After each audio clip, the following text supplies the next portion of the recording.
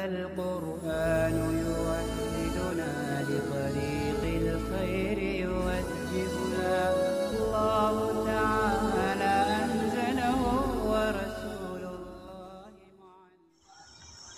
بسم اللہ الرحمن الرحیم۔ 17واں سبق، دو کلیوں میں نسبت کا بیان۔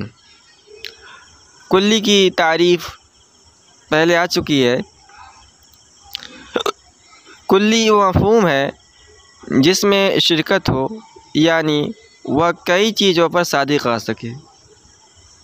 مثال کے طور پر حیوان ایک کلی ہے جو انسان، گھوڑے، گدھے، بیل، بکری سب پر صادق آتا ہے۔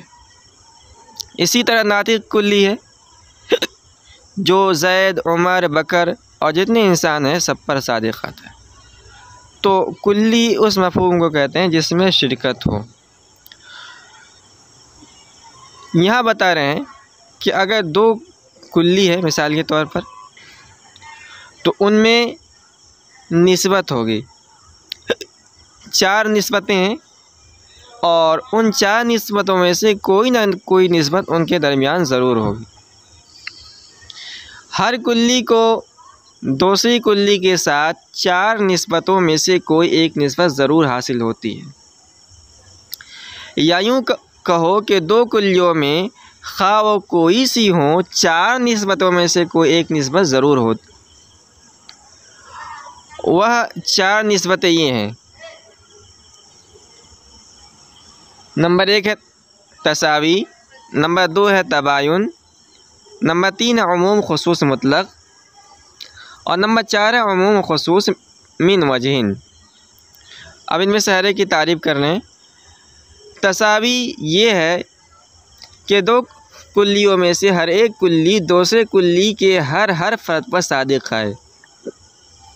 جیسے انسان اور ناطق، تو انسان بھی ایک کلی ہے اس لیے کہ اس کے مفہوم میں شرکت ہے، زید، عمر، بکر، خالد، اور ناطق یہ بھی ایک کلی ہے اور اس کے مفہوم میں بھی شرکت ہے۔ جتنے بھی بولنے والے انسان ہیں، زید، عمر، بکر، خالد، سب پر یہ صادق آتا ہے۔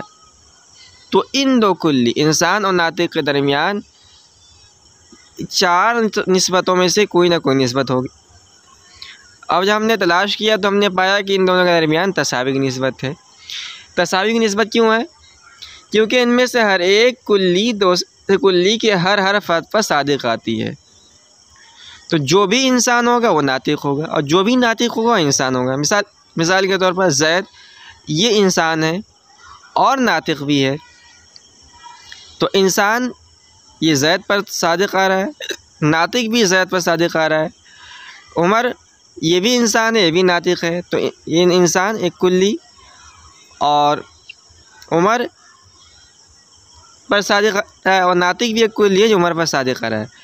تو ان دونوں کے درمیان تساوی کی نسبت ہے، اس لیے کہ ان میں سے ہر ایک کلی دوسرے کلی کے ہر فرد پر صادق آ رہی ہے۔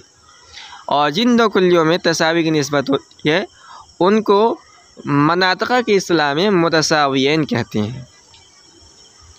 نمبر 2 تباین، یہ ہے کہ دو کلیوں میں سے کوئی کلی دوسرے کلی کے کسی بھی فرد پر صادق نہ آئے۔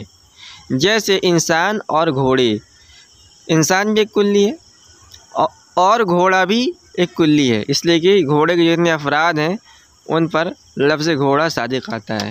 اس کے مفہوم میں بھی شرکت ہے، انسان کے مفہوم میں شرکت ہے، تو یہ دونوں کلی ہیں، لیکن ان دونوں کے درمیان تباین کی نسبت ہے۔ کیوں؟ کیونکہ ہر ایک دوسرے کے کسی فرد پر صادق نہیں آتا۔ تو جو گھوڑا ہوگا وہ انسان نہیں ہوگا، جو انسان ہوگا گھوڑا نہیں ہوگا۔ اور جن دو کلیوں میں تباین کی نسبت ہوتی ہے ان کو مناطقہ کے اصطلاح میں متباینین کہتے ہیں۔